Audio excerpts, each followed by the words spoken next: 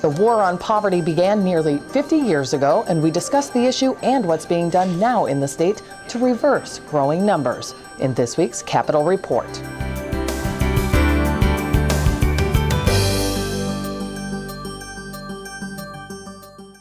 Hello, everybody, and welcome to this week's Capitol Report. I'm Julie Bartkey. In 1965, President Lyndon Johnson declared a war on poverty. Nearly half a century later, that war continues to rage on. The federal government defines poverty as an annual income of roughly $23,000 for a family of four. A recent study finds young children are the most likely to be in poverty, affecting nearly 1 in 6 under the age of 6. More than 1 in 3 of Minnesota's African Americans and American Indians live in poverty, and the most common event creating situational poverty is job loss or decreased hours or wages. Between 2007 and 2011, the number of long-term unemployed individuals in Minnesota who've been out of work for at least 6 months climbed to 75,800, which is an increase of 335%. With more than half of the long-term unemployed having been that way for more than a year. The Ladder Out of Poverty Task Force was established in 2010 by the Minnesota legislature to develop a series of recommendations with the goal to end poverty in Minnesota by 2020. It was created to identify specific policies, strategies, and actions to help Minnesotans acquire and maintain assets and learn how to manage finances. Task Force co-chair Senator Michael Jungbauer explained what the group has done and the work that remains. Really kind of our goal is to start from square one and say, do we have the right job training? Do we have the right programs in terms of teaching people about finances? How do you start a savings account? How do you start thinking about saving for those monthly payments and organizing your finances? And a lot of that has come a long way in the last 10 years since I've been here, and that's really exciting. So, Senator, tell me, do you, as a co-chair and as somebody who has sat on this commission, do you think that the goal of eliminating poverty in Minnesota by 2020 is possible at this point? Well, I guess I believe you're never going to eliminate poverty. The idea is as folks go in, it's not the same people. You want to get them out of that habit, or some folks are actually born into families that have been in poverty, and it's a cycle. And the idea is to break the cycle, and I think we're working a lot towards that, and really supporting the groups out there, circles of support, things like that out in the communities that actually bring folks together to form relationships. That's the key. The government can't help somebody out of poverty, but if you can get folks out there to stand by you during that time to help you out one-on-one, that's the key. It's that relationship building and knowing that when something goes downhill again, you've got somebody to talk to. Those are the kind of issues we really build on. When I read the website, it said that this commission was supposed to have some recommendations by June of this year. Did that happen, or is that going to happen today? That's really happening today. We're going to come out and we're going to talk through that. And again, part of that I think is when we deal with the word poverty, for example. Most people just go, forget about it, you tune out. We're trying to think of new words, maybe something else that gets people excited. And kind of, again, we've talked about how do you build on that relationship. So if we're putting people together and somebody actually comes into that scene, into that family, and walks with them during that time, that's the kind of thing we're trying to build on. But how do you find the verbiage that gets people excited? And as you prepare these recommendations to present to the legislature, do you find it a bit more challenging knowing it will be an entirely different legislative makeup coming in? You don't know who the majority will be necessarily. Does that play into this, or do you just put the recommendations out there and come what may? That definitely plays into it. You don't know what the makeup is, and that's the key, as I kind of said, getting somebody excited. When I got involved in it, as I say, I wasn't really excited, and I thought, well, it's just another thing. But as you went out in the communities and seen some of the programs that were built, you got excited. So how do we pass that torch on? That is the key. And that is my last question for you. What advice would you have for the incoming members, the next chairs, the next co-chairs of this task force? Well, my advice is when you hear the term poverty, don't just think it's, those folks will always be there, they're always going to be, there's nothing we can do. Look at the big picture and say, what kind of programs can we do? Because as soon as you pull somebody out of poverty, as soon as they're back to a job, they're a tax-paying citizen. That's what we want. And the sooner we can get somebody on the tax rolls, earning income, when you look at it that way, you look at that big picture, both sides say, well, that's what we want. We want people to have jobs. We want people to earn a living. And that's what the goal is. The key is, how do we communicate that effectively? The Ladder Out of Poverty Task Force has 6 specific tasks that are outlined on its website, and they include financial education and helping build assets. Now, a member of that task force, Senator Kathy Sheran, joins me right now to talk about their work.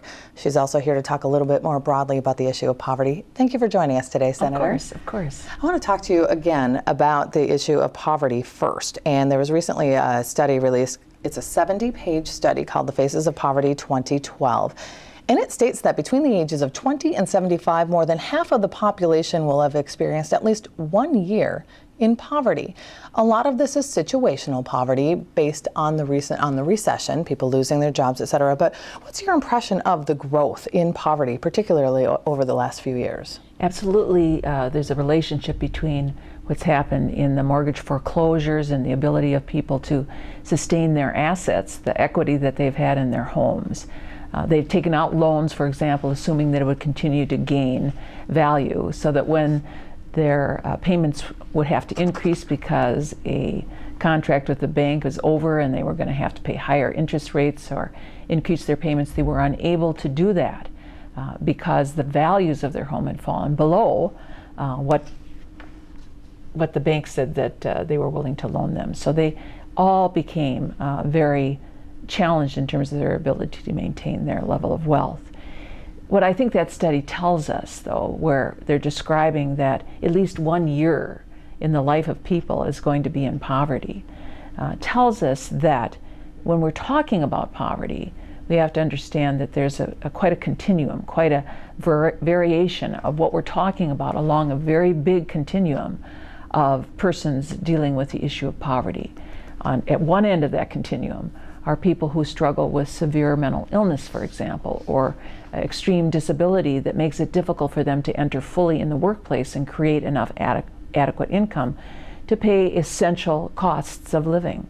And then at the other end are seniors who are moving into retirement, and they're at that age in which they can be exploited if they don't understand adequately what they're doing, like on reverse mortgages or payday kinds of loans that are taken. And if they're not really aware of how their assets can be exploited, they can easily fall into poverty. And then in the middle are those who may have a temporary setback where their life, they've worked hard to support their family, to pay their bills.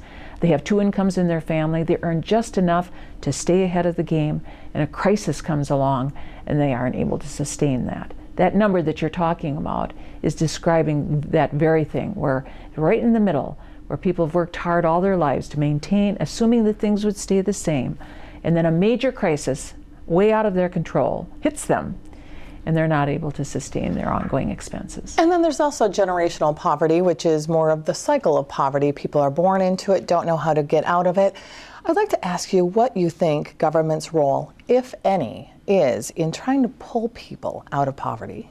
Well, I think that the government's primary role should be focused on what we need to do to make certain that we're not tipping people over into poverty. That's the first and highest responsibility, because getting out of poverty is much more difficult than it is to do the things you could do in order to support people from going into poverty. And I do think government has a significant role. It contributes in some of its policies to pushing people who are just barely making it by over that edge into poverty. And we have to take a look at what we're doing by our policies that increase the probability of people moving into poverty.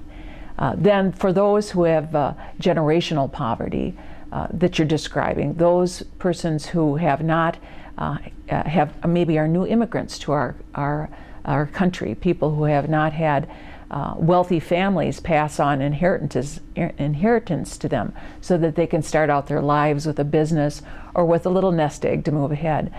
The government also has a responsibility, first, to provide a very basic safety net, especially for children, so that those children, as they are growing, have their assets developed and their possibilities for a better future enhanced. What role does the ladder out of poverty play in all of this? There are so many different groups, different nonprofits, different government entities that are working to eradicate poverty. Where does this group fit in, and what has been done thus far? Well, there's been a significant effort on the part of the legislature. The first step that the legislature took was to travel around the state and really take a look at what poverty means. There's a great deal of conversation about poverty, a lot of attitudes people have about poverty, a lot of blaming of poor people for being poor. So challenging assumptions people have about why people are poor, what poverty really is, and whether or not the support that the government gives to poor people really allows them or motivates them to remain poor. So the task force traveled around, took a look at those situations on the ground, challenged some of their assumptions about what exists for poverty in Minnesota and our attitudes about it. Then they put together, as you said, a series of goals or objectives of what to do to assist the state of Minnesota to address the issues of poverty, even though they have great variety and variations to them across the spectrum of poverty. And then finally, in this last piece of legislation, it's really narrowed and redefined the very specific focus of how government will try to attack poverty in the state of Minnesota by improving financial literacy and also targeting those things that we can do in people's lives, building assets that they need in order for them to be successful in terms of their economy as a family. And part of the goal of the last meeting was to discuss recommendations to make to the next legislature, not knowing what that legislative makeup will be. What are some of those proposals? How do you move this forward? Well, I think that we're just beginning to take a look at what some of those proposals are. We heard some testimony from various groups who are looking at ideas such as what can we do to encourage people to save money? What can we do to encourage people to think about how to set aside a little nest egg so that this kind of boundary between just holding on and falling into poverty, that there's a little nest egg or something behind them in order to prevent that. Also, there was a long discussion about how our public policies require people to spend down their assets in order to be eligible for public support or public programs. And as a public, we are interested in that, especially for families. Most families that are impoverished have children that are really experiencing the negative consequences of poverty. What can we do to help support the families retaining those assets that they need in order either to not fall into poverty or to get out of poverty, such as a reasonable automobile in order to get to work, or even a household that has some equity in it, some reasonable equity in it, that they don't have to spend down what assets they have before they can be accessing public programs. Now, why would you want to do that? Because it is that nest egg, it's that asset that helps people have the equity they need to move forward. And we're almost out of time, but I do want to ask, with a projected $1.8 billion budget deficit in this next fiscal biennium, will there be money to support many of these public programs? And are they really going to get a close eye? Well, I think there are some programs that are already existing that we're going to take a good look at to make sure that they're targeted towards asset building, without blaming those who are impoverished, that because you don't have these assets, that's why you're poor. But for us to acknowledge our responsibility as a government is to help to establish assets for financial future and financial success. Educational programs certainly are, and other programs like those may not have a cost associated with them at all. And those programs obviously are the ones we're going to pursue the most if there's deficits that we have to contend with. And I think most of all, we will be talking about changing the general approach we have to poverty from one of blaming poor people for their impoverished state to one of identifying how we as a government are contributing to their moving into poverty and changing those policies, and also identifying our resources towards things that will build the assets that help people either get out of poverty, but most importantly, to stay out of poverty in the first place. And my last question for you, Senator, is President Lyndon Johnson in 1965 declared a war on poverty. Do you believe that poverty can be eradicated at all? I think that it is a part of our condition that we will always be dealing with persons who are in poverty. I mentioned earlier in the program people who have chronic diseases like mental illnesses or other disabilities who will always need at some level some support from our community and from our tax resources. So sustaining the people's ability to avoid poverty is really where we can have the greatest impact. Okay, Senator Kathy Sheran, thanks for the legislative impression on the task force. We certainly appreciate your time. Thank you.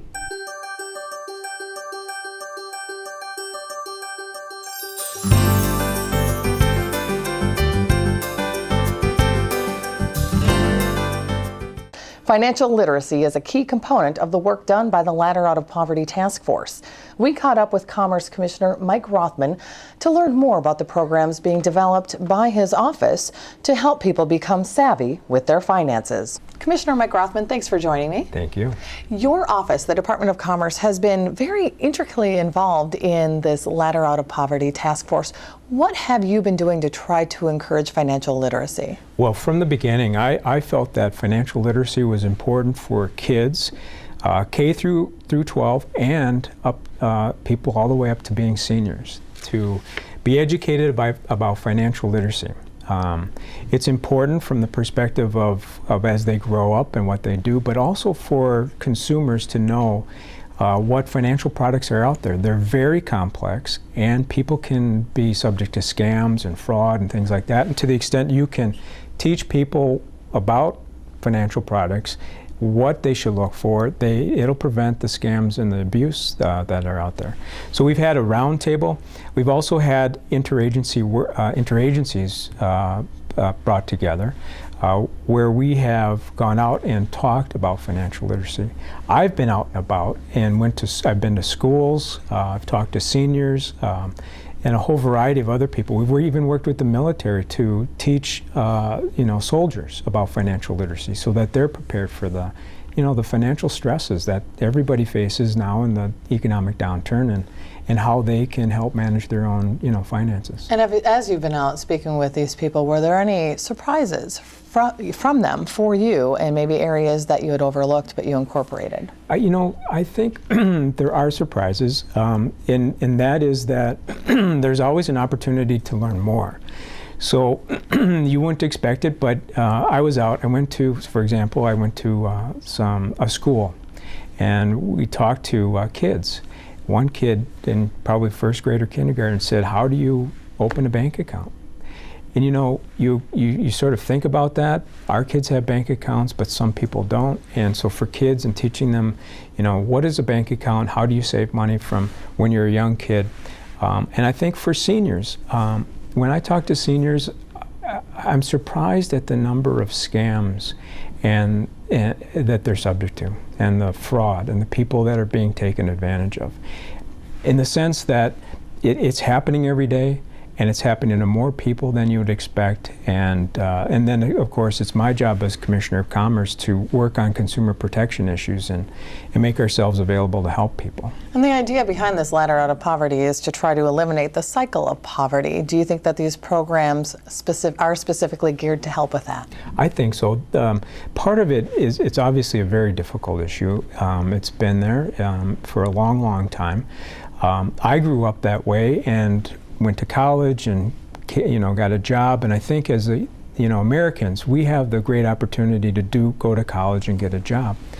I think that it's important for people when they're young and in school to get the education they need and to learn about the complexities of our financial system, because they're going to be the doctors, the lawyers, the bankers, all the people that put our communities together, whether they're in small town Minnesota or in the big city. And it's important for all of us to stay focused so that people can continue to learn and succeed. My last question for you, Commissioner, is the goal of this task force is to eliminate poverty by 2020. Do you think that that's an achievable goal? I think it's a goal. I think it's one that we all strive for every day, and I would hope we continue to do that. And and obviously it's going to be with us for a long time.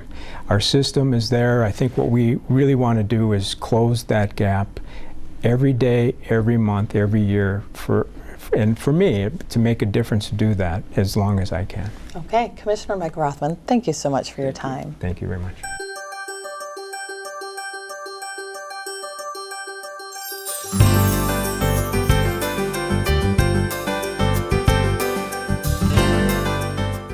The Citizens League has created common ground across parties and ideologies to solve some of the biggest challenges facing Minnesota today. That's according to its website, and one of those challenges is the growing number of people living in poverty.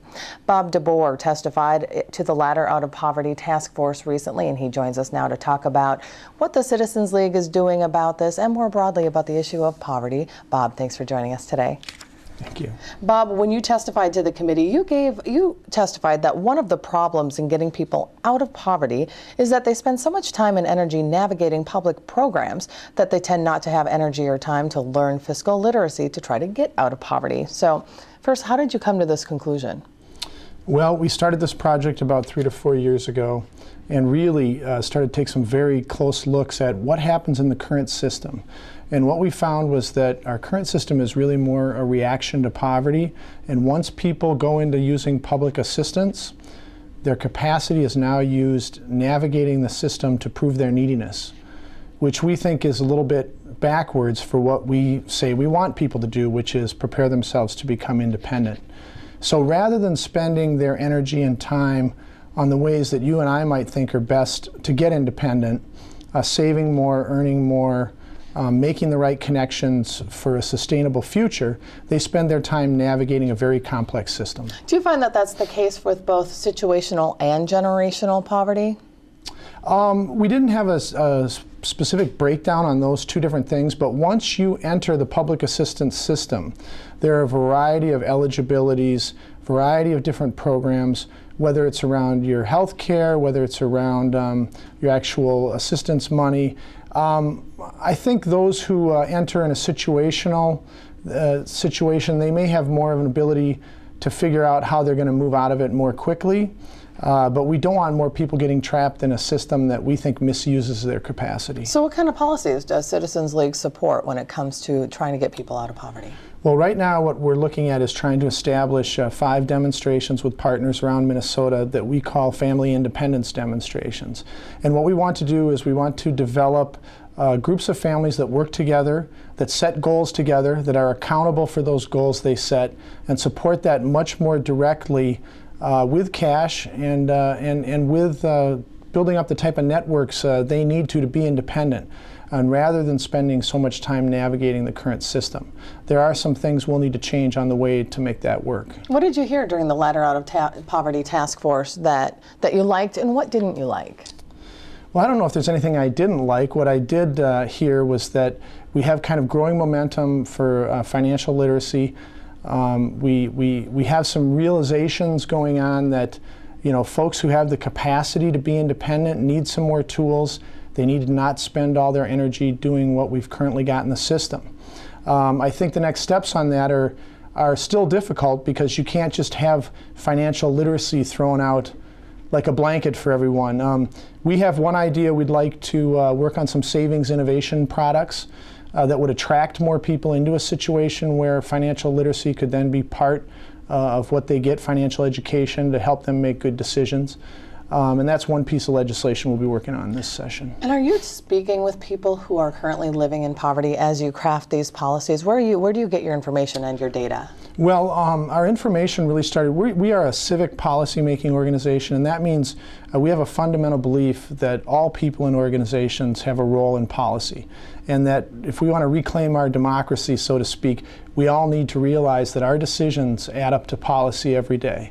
When we started this project, we realized that a committee wouldn't give us the information we needed. Our first guideline in our work is those impacted by a problem need help define and solve the problem.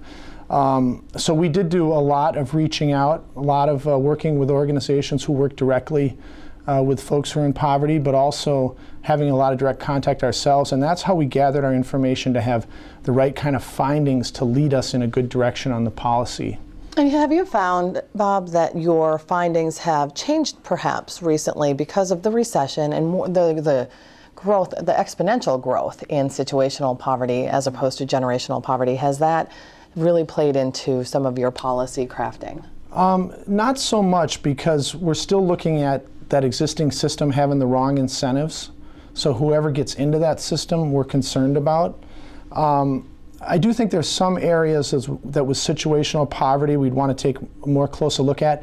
Our unemployment benefit system, for example, with a much larger sector of our economy moving to service-based, people who aren't eligible for unemployment benefits. So when they hit that bump on the road, do we want them to go into this public assistance system, or are there things we can do with some of our other systems that will just keep people out of that entirely? So you're working with the Ladder Out of Poverty Task Force. And you discussed a little bit about some of the legislation that you would like to see forthcoming. Are there any other pieces that you think need to be included at this point? Well, that's a very broad question. When you look at an issue like poverty, and let me say the reason our project is called Pathways to Prosperity is we think we need to have a vision of a whole system that supports prosperity rather than reacts to poverty. Once you go down that road, you find that these policies intersect with most other public policies that our government is involved in. So certainly the Ladder Out of Poverty Task Force has taken a particular bite of that, but the scope of the issues is much larger than what they're looking at right now. And you just actually answered my next question, so I'm going to go to my last question for you. Do you think it is a realistic goal to eliminate poverty by 2020, if at all? I understand being aspirational, and I think that was the goal of trying to eliminate poverty by 2020. I think eliminating it entirely is not realistic, but you need the goal to push you towards a constant ongoing improvement. So I certainly understand why that goal was laid out there. I think there's always going to be some people who are very dependent and have very complex situations. To keep them out of poverty is maybe a definition we haven't quite imagined yet. But I think that's why it's said that way, is we need to be aspirational, we need to push ourselves. So make the goal a stretch goal, if you will. Bob DeBoer with the Citizens League, thank you so much for coming to the Capitol Report set and sharing your insight. We appreciate it. Thank you, Julie.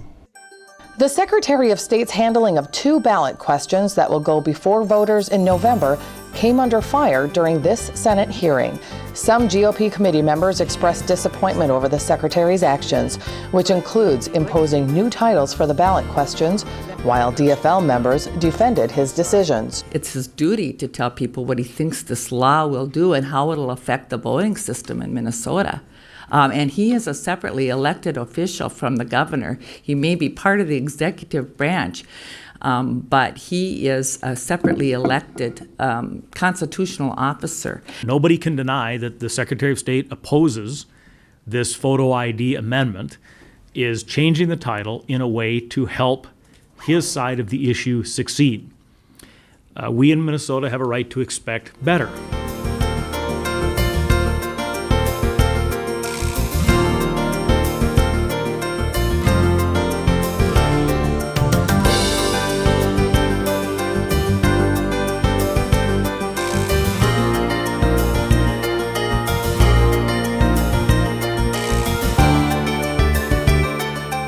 That wraps up this week's Capitol Report. From all of us here at Senate Media Services, I'm Julie Bartkey. Thank you for watching.